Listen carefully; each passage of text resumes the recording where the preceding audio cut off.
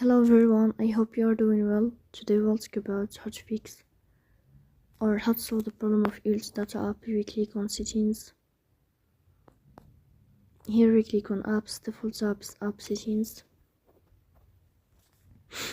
In this page you will search about the application of UltData and you will enter.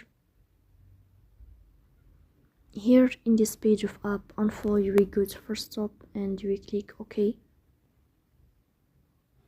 Here you will go to storage. In this page you will click on clear cache. Here you will turn off your Wi-Fi and you will turn on your Wi-Fi again to fix that problem. So please don't forget to support us by like and subscribe.